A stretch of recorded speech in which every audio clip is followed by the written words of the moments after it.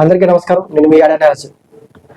జగన్మోహన్ రెడ్డి గారు 2029లో మా పార్టీ అధికారంలోకి వస్తే మేము ఈ రకమైన వైఖరిని వ్యవహరిస్తామని చెప్పి గతంలో అనేక వేదికల మీద కావచ్చు, లేకపోతే మొన్న పల్నాడు జరిగిన సంఘటన కావచ్చు, చెప్తున్న విధానాన్ని పవన్ కళ్యాణ్ గారు చాలా తీవ్రంగా ఖండించారు. మీరు అధికారంలోకి వస్తే ఈ రకమైన వ్యవహారం చేస్తారని చెప్పి మీరే అంత బహిరంగంగా చెప్తారు కాబట్టి మిమ్మల్ని ఎట్టి పరిస్థితుల్లో మేము రానివ్వము. అసలు మీరు వస్తే కదా మీ పార్టీ అనేది అధికారంలోకి వస్తే కదా రానివ్వకుండా నేను ఉన్నాను, రానివ్వను అనే విషయాన్ని పవన్ కళ్యాణ్ గారు నేను వేదిక మీద చెప్పడం జరుగుతుంది.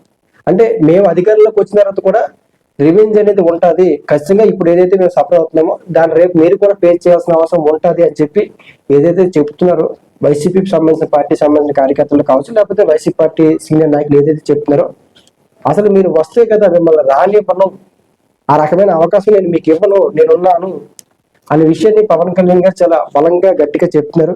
2029లో ఎట్టి పరిస్థితుల్లో కూడా మిమ్మల్ని రానివ్వను, నేనున్నాను అనే విషయాన్ని చాలా బలంగా చెప్తున్నారు. అంటే పవన్ కళ్యాణ్ గారు ఏ రకంగా చెప్తున్నారో మనకు తెలియదు, కానీ ఎట్టి పరిస్థితుల్లో రానివ్వను, మీరు వస్తారని మీరు ఎలా అనుకుంటున్నారు, మీరు వస్తే కదా మీరు రారు అనే విషయాన్ని పవన్ కళ్యాణ్ గారు చాలా బలంగా ఒక వేదిక మీద చెప్తున్నారు. కాబట్టి దీని మీద ఇంకా వైసీపీ సంబంధించిన ఎవరు కౌంటర్ అయితే ఇంకెవ్వలేదు. ఇస్తే దాన్ని బట్టి సంబంధించిన అంటే ఆ పవన్ కళ్యాణ్ గారికి ఉన్న కాన్ఫిడెంట్ ఏంటనేది మనకు తెలియదు కాబట్టి ఆ విషయం కూడా చెప్పలేదు. ఎందుకు ఏ రకంగా రానివ్వడం చెప్పలేదు, కానీ రానివ్వడం, నేను ఉన్నాను, మీరు వస్తే కదా అనే విషయం చెప్పారు కాబట్టి దీనికి సంబంధించిన వైసీపీ సంబంధించిన ఎవరు కూడా దానికి కౌంటర్ ఇవ్వలేదు. ఇస్తే కనుక దాని మీద మనం విశ్లేషణ చేయడానికి అవకాశం ఉంటుంది. Thank you.